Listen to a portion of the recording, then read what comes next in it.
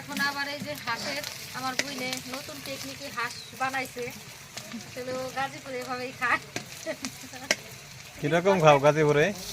এই যে নতুন ভাবে হাঁসটা পরিষ্কার করছি, এলো চালের গুঁড়ো আর হলো হলুদ দিয়ে, পরে আগুন দিয়ে আনতে, আগুন দিয়ে পরে পুরাই নেওয়া হয়েছে।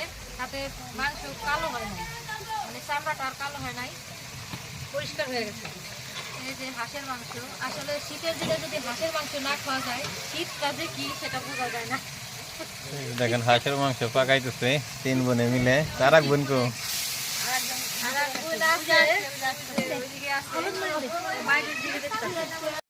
আসলে অনেকে এই ভিডিওর ভিতরে আমাদের 4 বোনে একসাথে দেখতে যায়।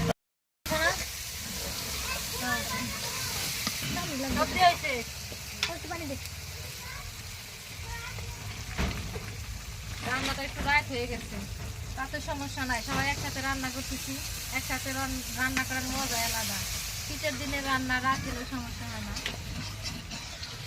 কিছু গরম গরম খাওয়া, কোনো কিছু রাত ঠান্ডা না। কে তাই না, তোকে ঠান্ডা ধরছে নাকি? ও কিছুই করবে চাইতেছে না, ঠান্ডায় ও আর নাকি ওর ফোটা হয়ে আসতেছে। আমি তো শহরে থাকি, গ্রামে যত ঠান্ডা আমি কখনো বুঝতেই পারিনি। শীতের কাপড়ও ঠিক মতো আনি নেই, মূল উদ্দেশ্য সেইটাই। এরা শহরের মানুষ তো, ভাবছি শীত তেমন নাই।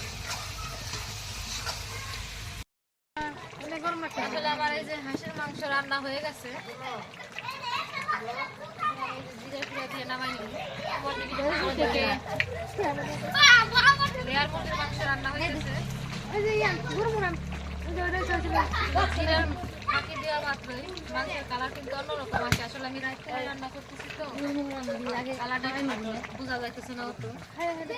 ভালো থাকে, আর হাঁসের মাংস পছন্দ, তারপরে লেয়ার মুরগি আর গরুর মাংসের সাথে চিতই পিঠা, ভিজানো পিঠা, অবশ্যই কিন্তু কমেন্টে জানায়। সুস্থ থাকে, আল্লাহ হাফেজ। সবখানে বেশি